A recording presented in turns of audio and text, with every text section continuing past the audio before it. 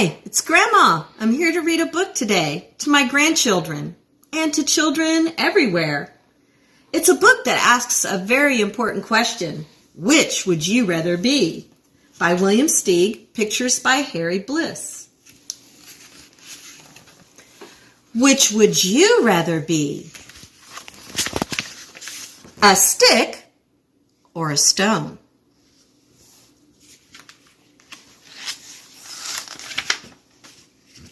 An elbow or a knee?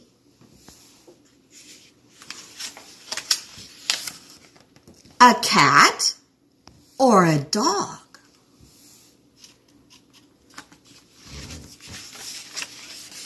A dog.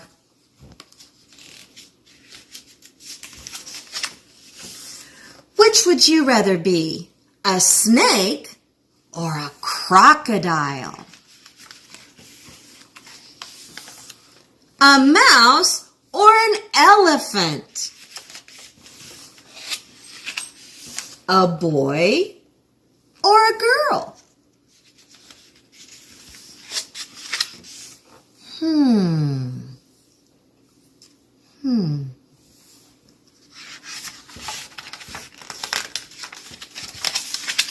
Which would you rather be? Rain or snow?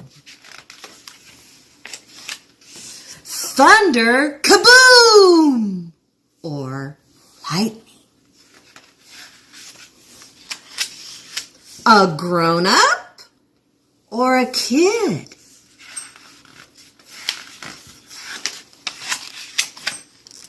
A kid.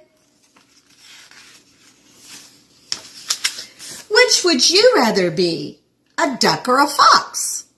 A flute or a tuba? A shirt or pants? Tall or short?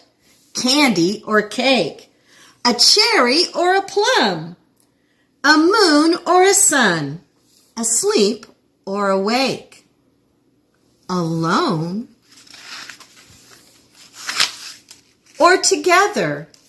We've got to think that one over.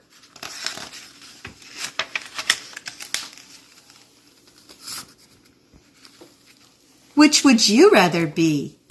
Why don't you send me a comment so I can see?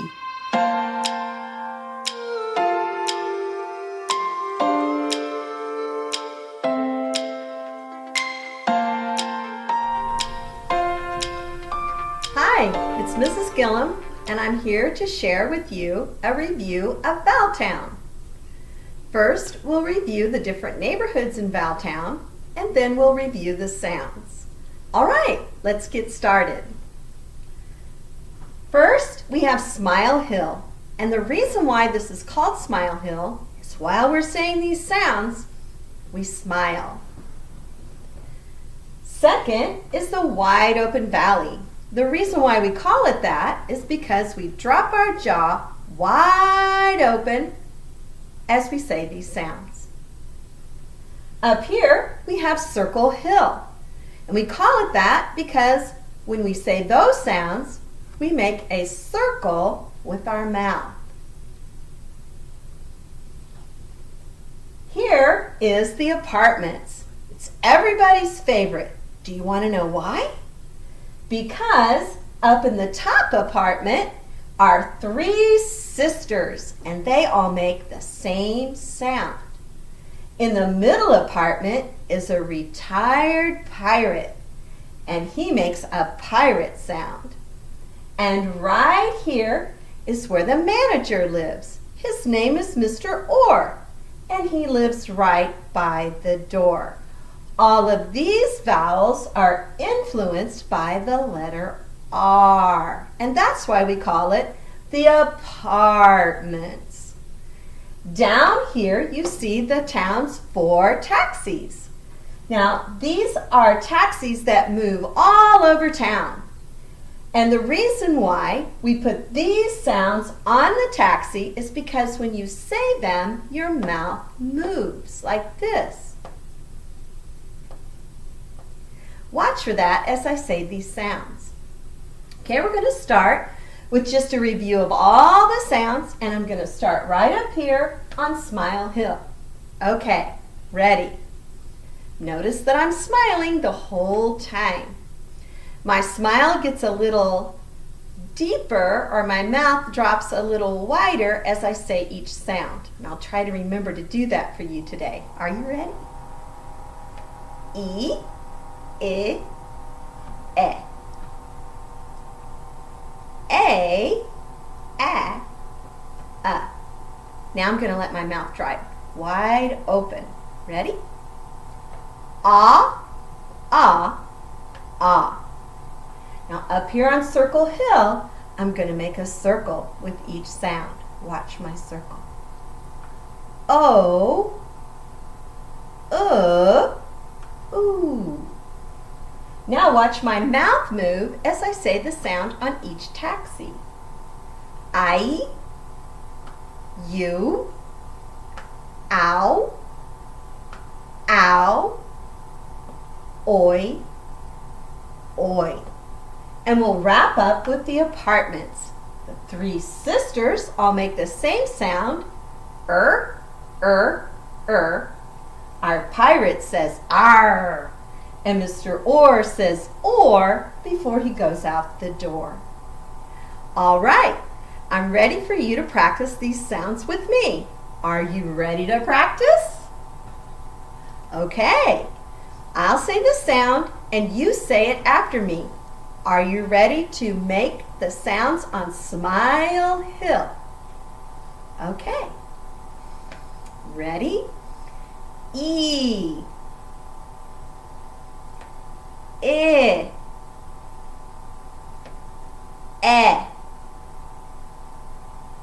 A,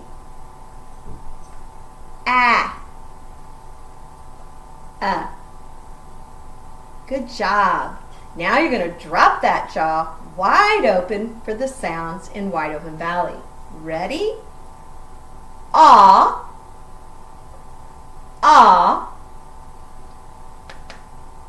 ah. Good job. Now let's go right up here to Circle Hill and say O, ooh. Good job. Down on the taxis now. Make sure your mouth moves when you say I, you, ow, ow, oi, oi. Another good job. And now we'll hop up here to the apartments and do everybody's favorites.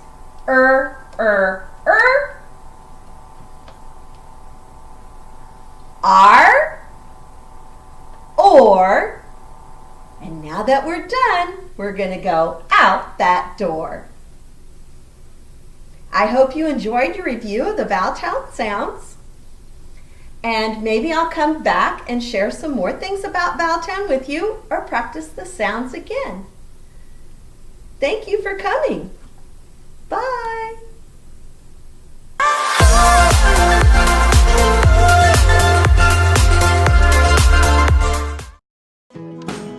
Kindergarten is great at Kansas City Public Schools. I know they have really good teachers. I know this is a great school. They teach them stuff that I thought my kids would never be able to know at the age of 5. Since deciding to send our kiddos to a neighborhood school, we've become even more of a part of our community. Now is the time to enroll your future kindergartner for the new school year. Visit enrollkc.org today. The desire to create lives within each of us. From Grammy-winning producers and musicians, to NBA stars, to Navy admirals and Medal of Honor recipients, to internationally renowned artists and beloved local muralists, Paseo graduates have been creating their own success, their own history, their own legacy since 1926. Now it's your time. Create your future at Paseo Academy of Fine and Performing Arts. Learn more at enrollkc.org/Paseo.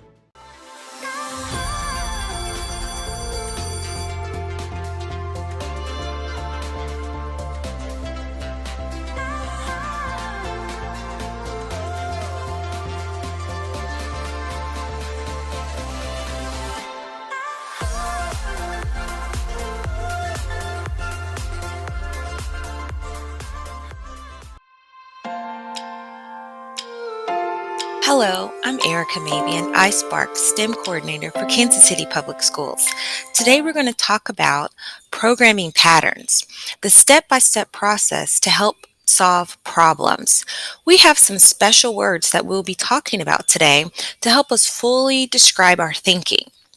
Here are our vocabulary words. The first word is programming language. You use programming language to give instructions to the computer so that it understands what you want it to do. The way you give the language just determines the output of what the computer will do for you. Conditional statements. Sometimes people call them if-then statements. If this happens, then that happens. They are tied together. One must happen in order for the other one to occur. The next lesson word is loop. Loop is like a repeater. It happens over and over. It's something that you will program the computer to do that you want it to repeat, the sequence of the instructions. The next word is variable. Variable happens when it changes something of value. So maybe you add something to it, maybe you change something, but the variable is something that changes within your program. And the last one is function. Function is what you code the program to do. It is your block of coding. It is the specific action that you want the program to do. Say you want your robot to go forward. You would program the robot to go forward for the amount of space that you would like it to do. The forward motion is the function. So first we're going to have our special words, and then we're going to take our special words within the book that we're going to read. The next segment will be our book. When we look at the book, we're going to think about the problem that is in the book and how we're going to discover how the main character is going to look deeply and deliberately to take some steps in order to solve her problem. And in the end, we can decide if the variables that she used were effective in their function. Here we go. The story we're going to read is The Little Old Woman Who Swallowed a Shell. There was an old lady who swallowed a shell, written by Lucille Coriando. There was an old lady who swallowed a shell. I don't know why she swallowed the shell. She didn't tell.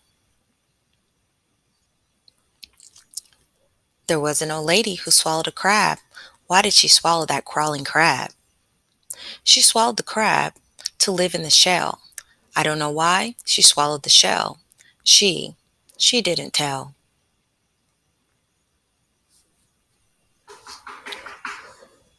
There was an old lady who swallowed a fish. What a tickly dish, that swimming fish. That fish was pretty big. She swallowed the fish to catch the crab. She swallowed the crab to live in the shell.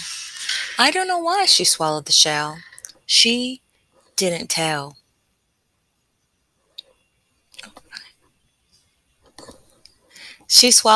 There was an old lady who swallowed a pail. She swallowed the goal. She swallowed the goal to scoop up the fish. She swallowed the fish to catch the crab. She swallowed the crab to live in the shell. I don't know why she swallowed the shell. She didn't tell.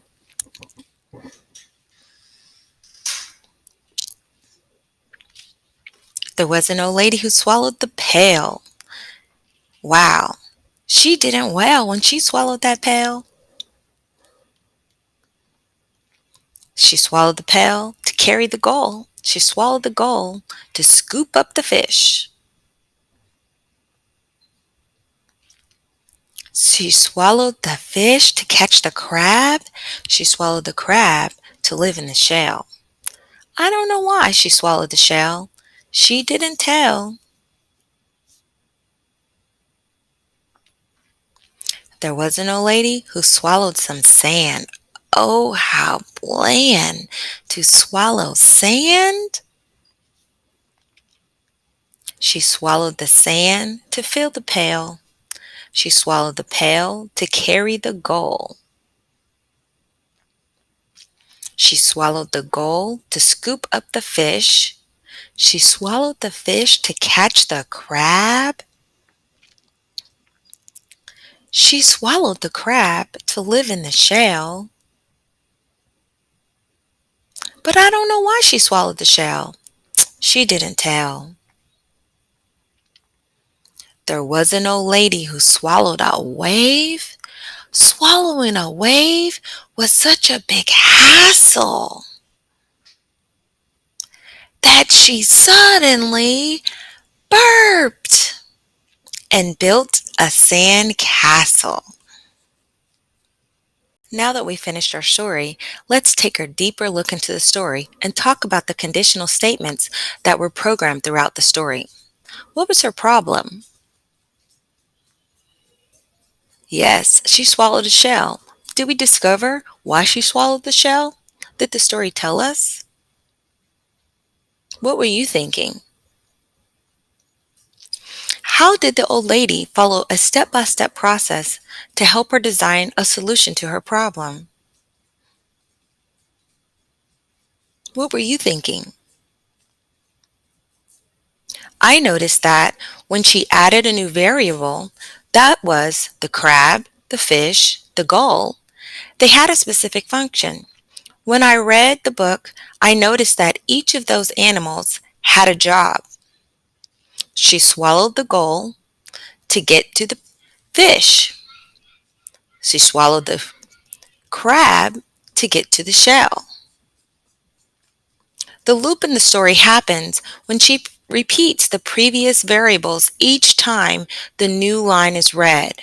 So they add to the programming that she has included in the book. It repeats each time she adds a new variable. First she has the shell, then she adds the crab, then she adds the fish, the gull, and finally the pail. This is the use of conditional statements. It is very similar to what we do when we do computer programming.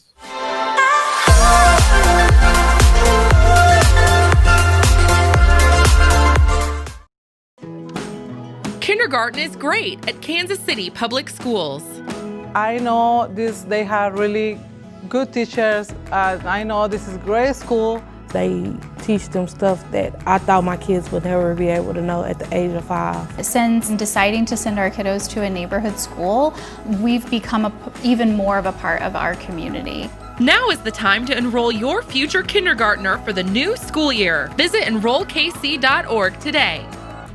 The desire to create lives within each of us. From Grammy-winning producers and musicians, to NBA stars, to Navy admirals and Medal of Honor recipients, to internationally renowned artists and beloved local muralists, Paseo graduates have been creating their own success, their own history, their own legacy since 1926. Now it's your time. Create your future at Paseo Academy of Fine and Performing Arts. Learn more at enrollkc.org/Paseo.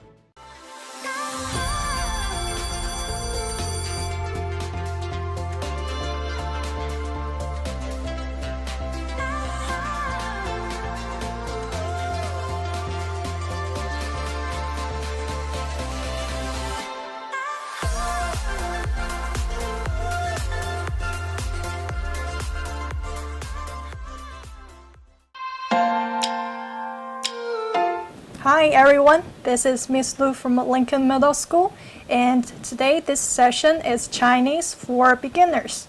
And today we're going to learn about a Chinese holiday called 中秋节, which is Mid-Autumn Festival. Okay, so let's take a look of today's objective.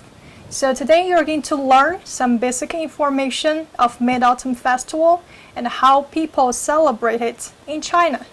And things you may need to take notes for today is a notebook and a pen. Okay, so I'll give you 5 seconds to get ready and then we'll start to learn.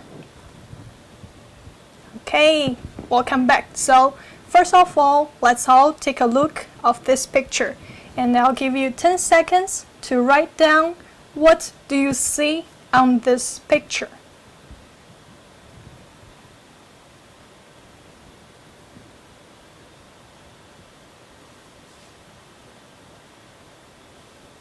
Alright, so on this picture, as you can see, there are many elements that relate to Mid-Autumn Festival, 中秋节, and today we're going to focus on 4 of them. Okay, so as you can see in this picture, we have a moon here, which is a full moon, and also a rabbit If you cannot see clearly, it's rattling on the mooncake. And the next one is the mooncake. And also the lanterns. So today we're going to talk about these 4 elements of Mid-Autumn Festival and explore the stories behind them. Okay, are you ready? So first, 中秋节. This is how we call it in Chinese. So 中 means middle or mid. 秋 means autumn. And 节 means festival. So 中秋节. Together, it means Mid-Autumn Festival. And it's celebrated on the 15th day of the 8th month of the lunar calendar, which is in the middle of the fall season. And as you can see, on the 15th day, every month, you will see a full moon. And we believe the 15th day on August, on lunar calendar, on that day we have the roundest and the brightest moon of the year. And although it is the same day, which is August 15th, every year on lunar calendar, on solar calendar, it will be different every year. And this year, the holiday will be on October 1st. And talking about the origin of the holiday, so it was widely celebrated in Han Dynasty, which is about 2,000 years ago. And because people's worship of moon and autumn is also a harvest season. And it became an official holiday in Tang Dynasty, which is about 1,300 years ago. So as you can see, 中秋节, Mid-Autumn Festival, has a very long history in Chinese culture. And after we talk about full moon, we come to the rabbit.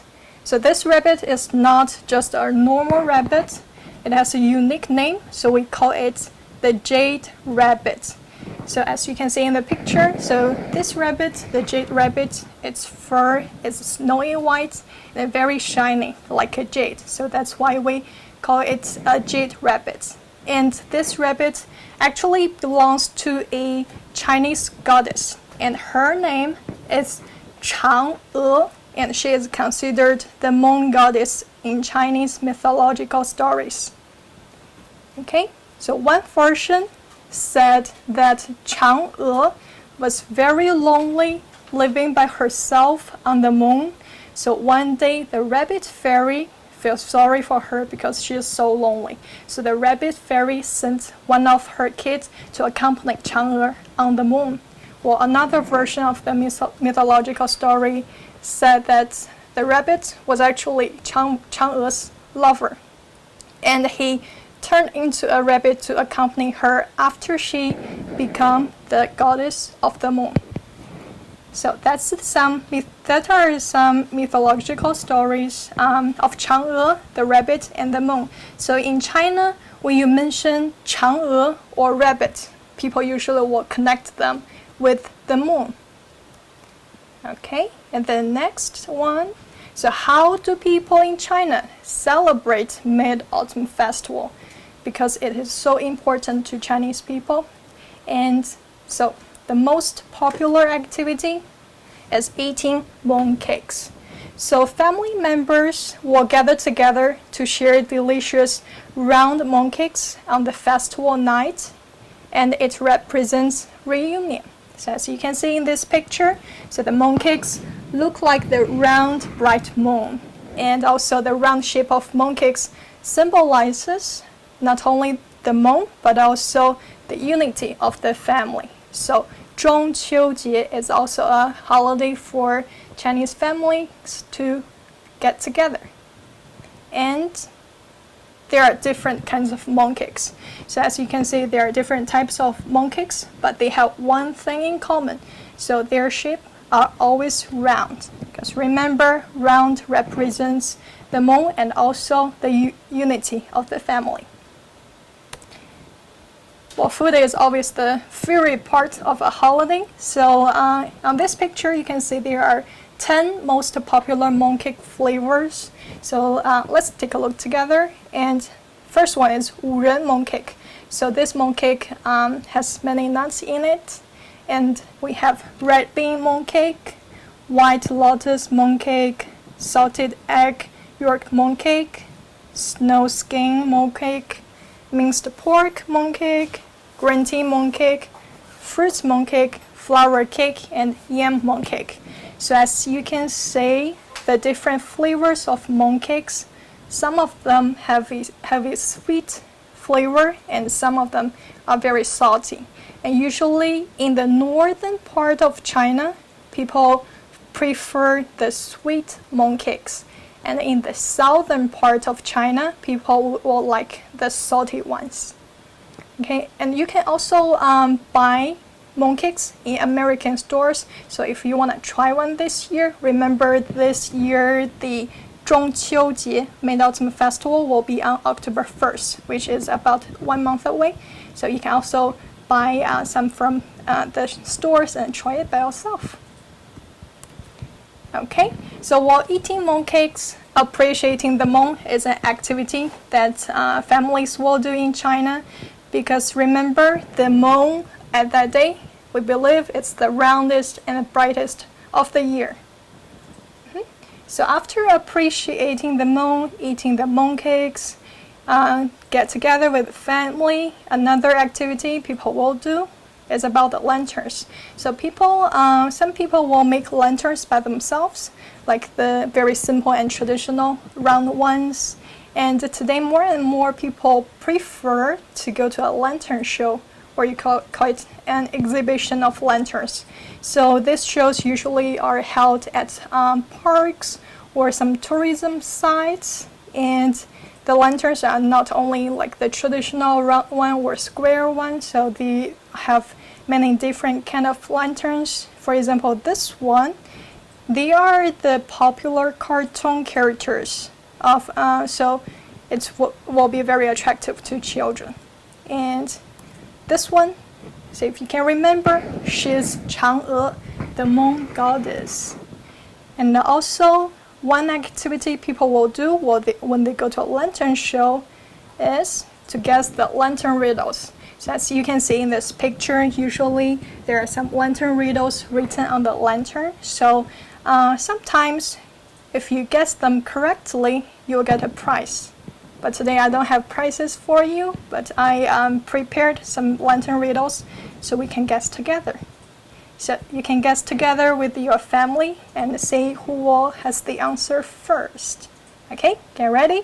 So I have 3. So the first one, what building has the most stories? I'll give you 10 seconds to think about it.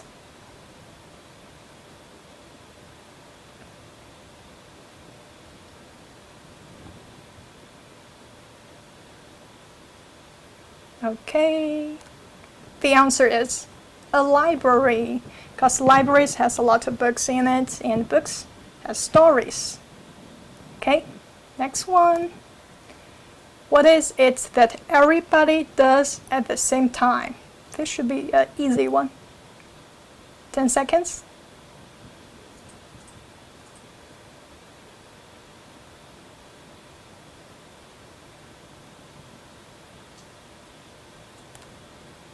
Okay, so the answer is grow older, because we all grew at the same time. And the last one, what book has the most stirring chapters? 10 seconds.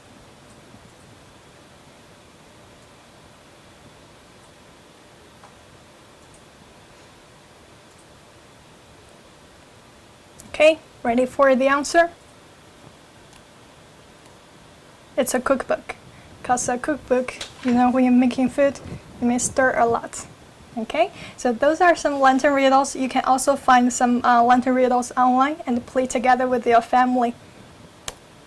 Okay, so let's take a look of what we learned today. So remember, Mid-Autumn Festival, we call it 中秋节 in Chinese. So please read after me.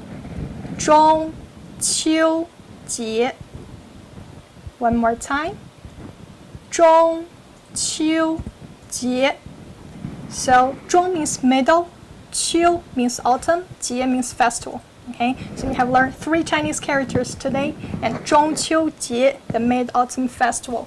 And we covered about the full moon, the rabbit, the mooncake, and the lanterns. So let's take a look. So I will leave a homework for you so you can do some research. And this is a comparison.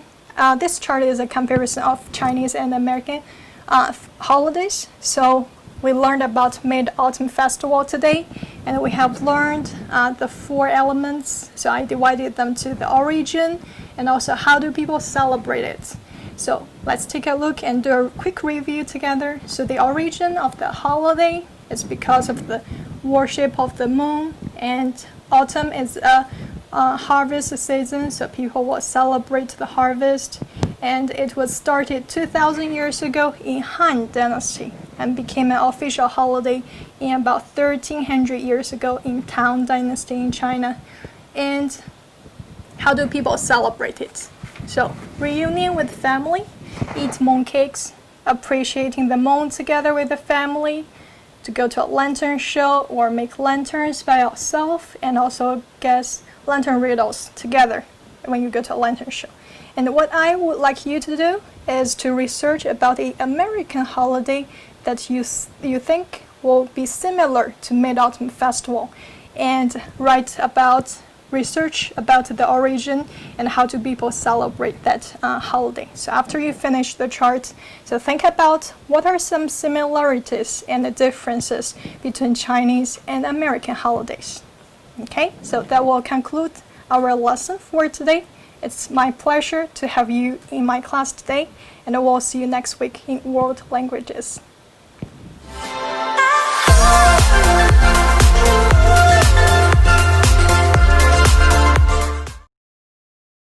I love Southeast because of the culture, the band program, and restorative justice.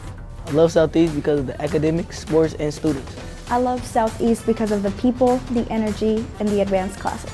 It's not alike. I love Southeast because the students here at Southeast are full of potential and they believe in achieving anything. We are Southeast. Southeast. We stand shoulder to shoulder. Join the Southeast family. Enroll today. The desire to create lives within each of us. From Grammy-winning producers and musicians, to NBA stars, to Navy admirals and Medal of Honor recipients, to internationally renowned artists, and beloved local muralists, Paseo graduates have been creating their own success, their own history, their own legacy since 1926. Now it's your time. Create your future at Paseo Academy of Fine and Performing Arts. Learn more at enrollkc.org/Paseo.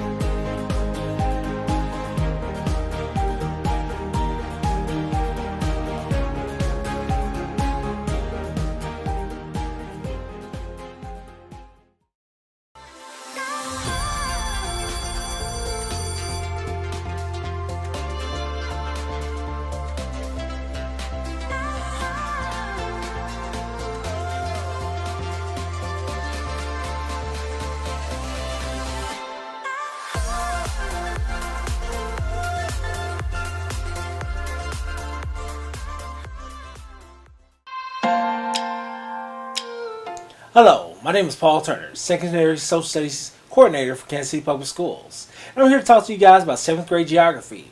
Our first thing to talk about is going to be the 5 themes of geography. Why are they important to us? And basically give more detail in basically our everyday life. So the 5 themes of geography, we're going to identify them now. We have location, that's where we are. We have region, we have movement, we have human interaction, and we have place. Now we're going to define these terms. So the location, we're going to talk about two things. Absolute location, that's the precise positioning of latitude, longitude. Basically, Kansas City sits at 39 degrees north longitude and basically 94 degrees latitude.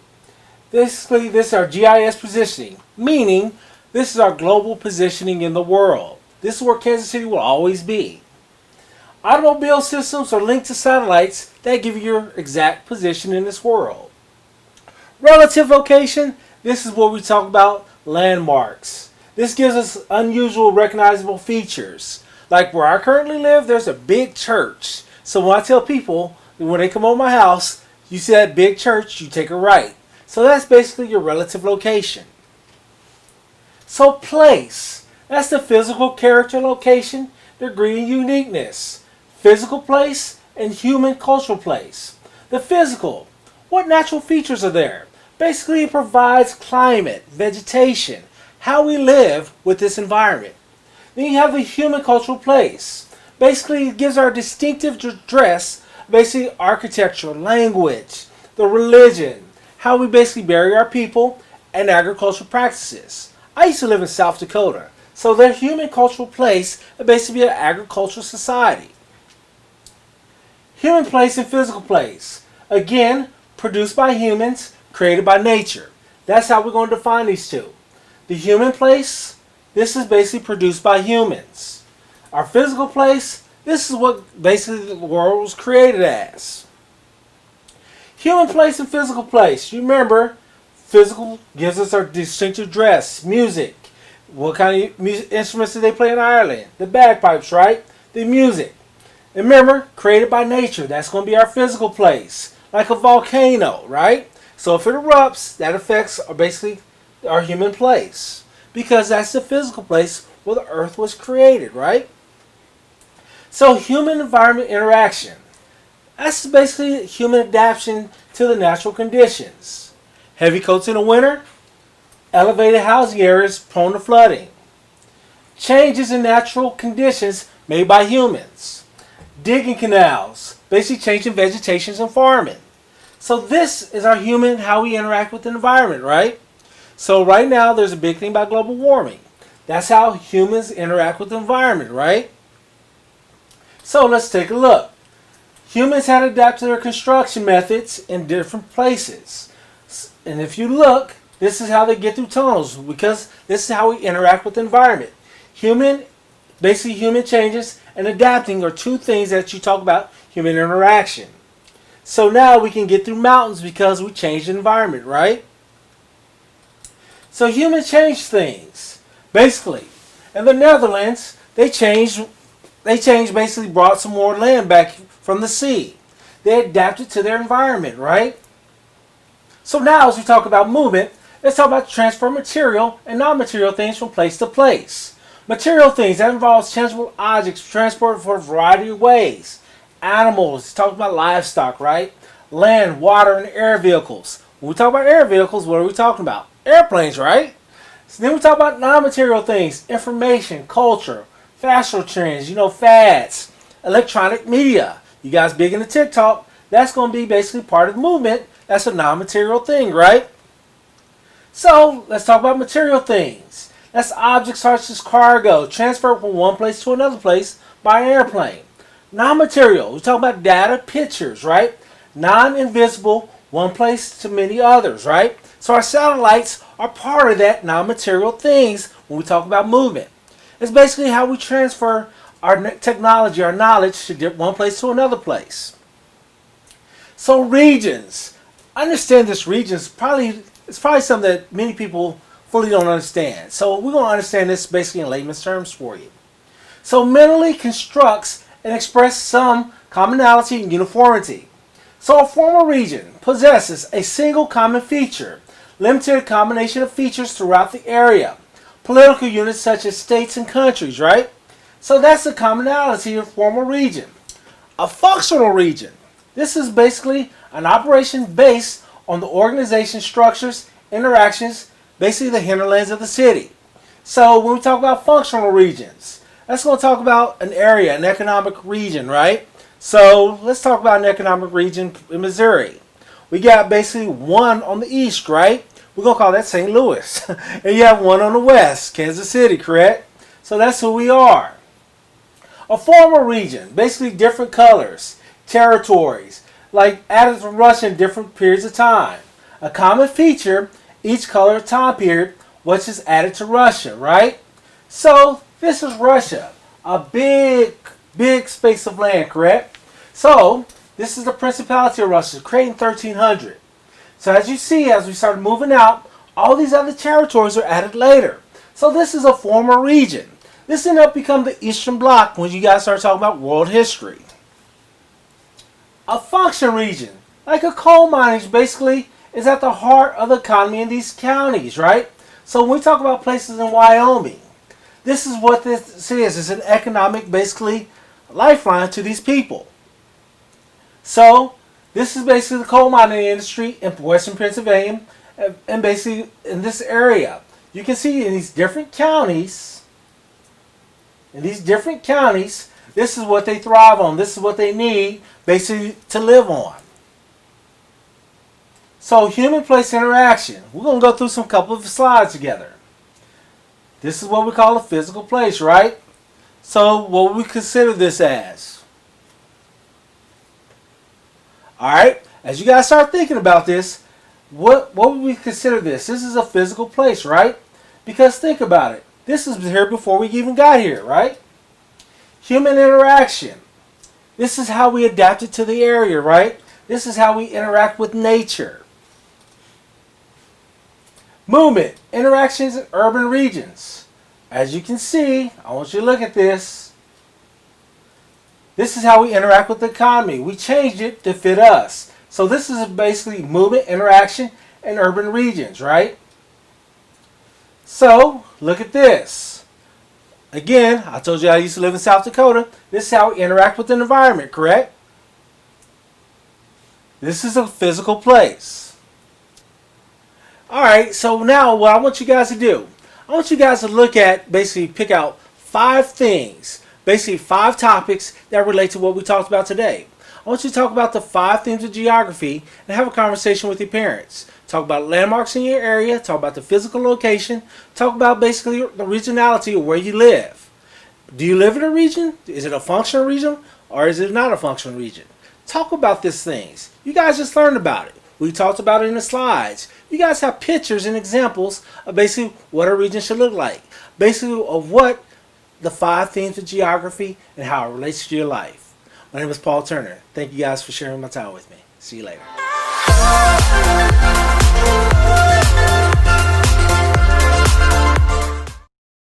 I chose manual because it's challenging and fun and it can help me with college. I chose manual because I wanted to get a jump start in my career with culinary arts. I chose manual to acquire skills I'd use in real life.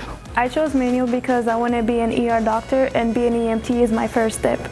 Kickstart your future today at Manual Career and Technical Center. Manual is open for all 11th and 12th grade students in both Kansas and Missouri. Learn more today at enrollkc.org/manual or call 816-418-5200. The desire to create lives within each of us. From Grammy-winning producers and musicians, to NBA stars, to Navy admirals and Medal of Honor recipients, to internationally renowned artists, and beloved local muralists, Paseo graduates have been creating their own success, their own history, their own legacy since 1926. Now it's your time. Create your future at Paseo Academy of Fine and Performing Arts. Learn more at enrollkc.org/Paseo.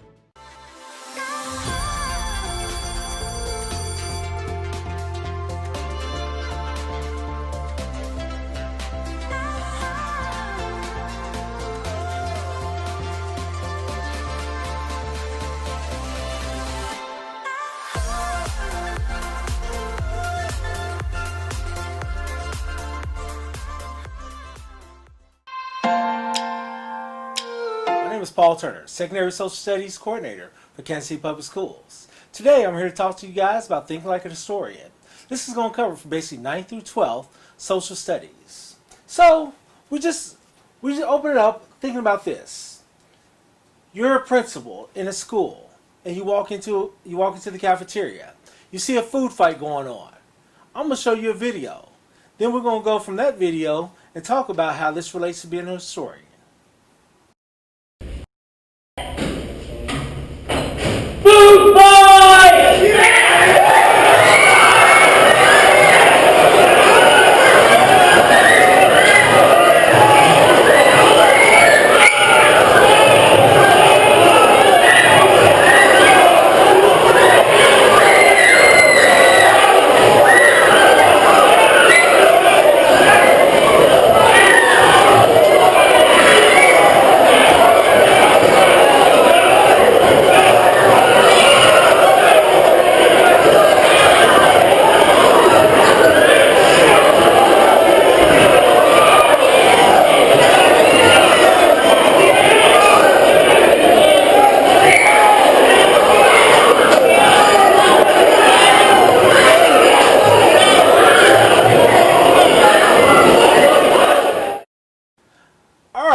So we saw this video.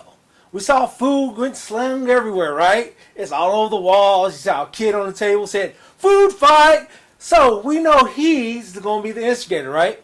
Everybody can say that. We have people, physical evidence to say that kid started this food fight. But what about everybody else in the cafeteria? As a principal, you can't just suspend everybody in the school, right? So everybody in that cafeteria probably participated in that food fight. So how do we get evidence to say that that kid participated in this?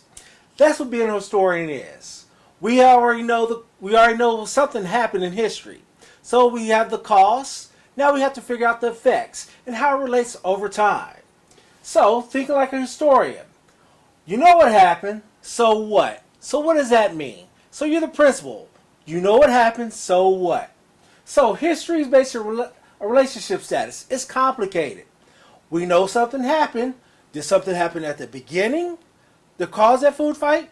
Or did something happen that is just spontaneous interaction and combustible that made everybody start slinging peas and pears through the air?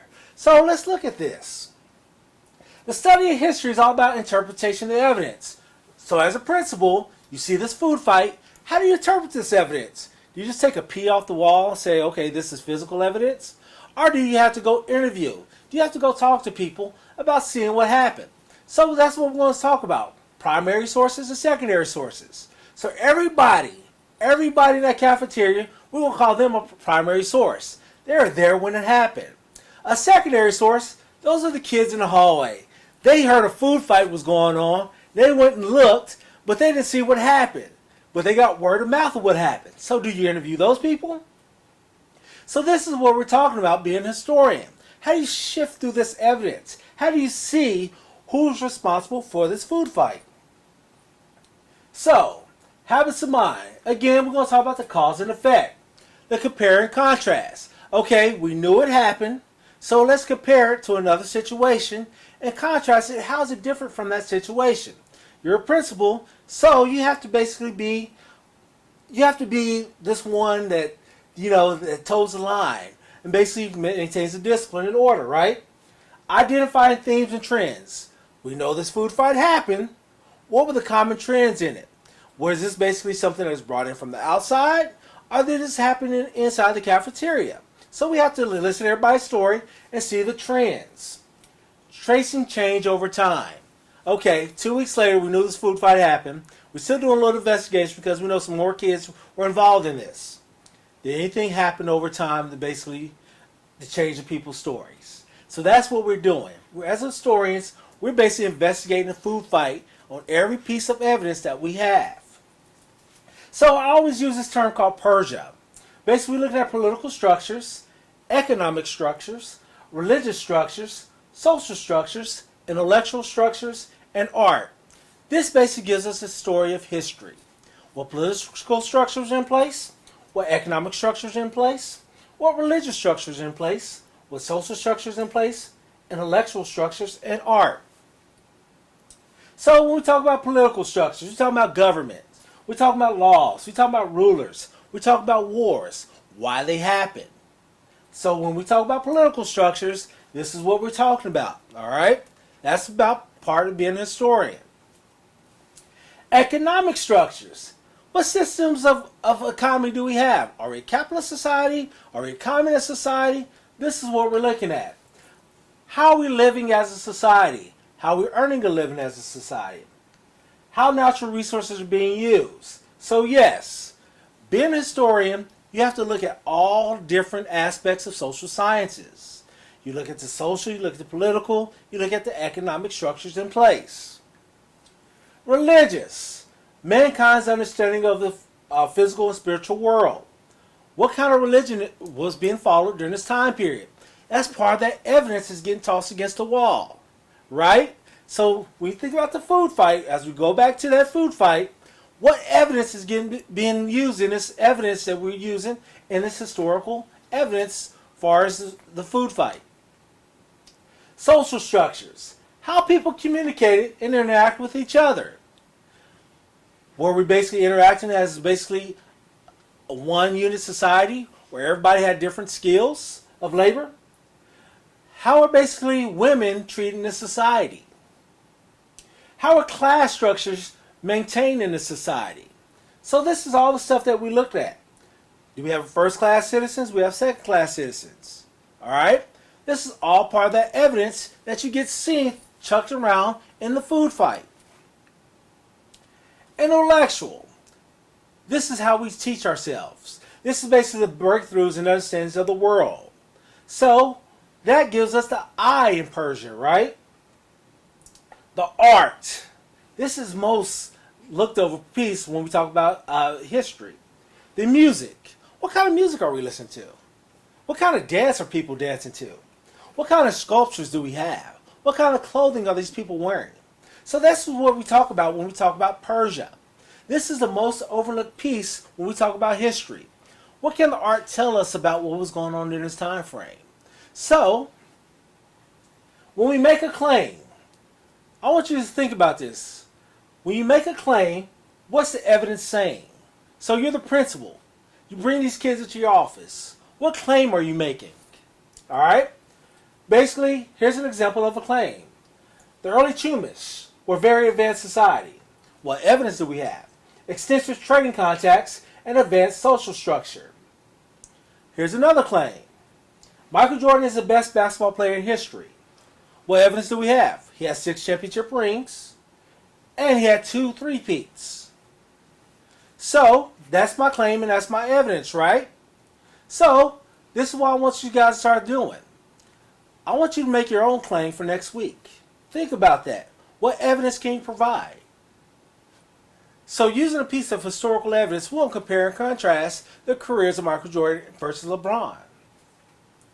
Alright? The reason I say Michael Jordan is the best basketball player in history, he has 6 championship rings. LeBron only has 3. So putting those two things together, compare and contrast, we know that they both worked hard and improved their games. But the 6 championship rings stick out because LeBron's 3 doesn't compare to Michael Jordan's career. We can argue about, this era might be better as basketball players. We might say that this era's basketball players are better than the ones from the 90s. We can say that. And you probably might be right. Because we might have to compare and contrast the eras, correct? So, this is what I want you to do. I use LeBron versus Michael. I want you to do this over the next week. I want you to find something that you're really passionate about. And I want you to basically create a claim and state the evidence that you have to support that claim. You might say LeBron's is the best basketball player of all time. He's better than Michael Jordan. So what evidence do you have to support that? So over the next week, get that together and we'll talk about how this relates to history. I'm Paul Turner, Secondary Social Studies Coordinator. I'll see you guys next week.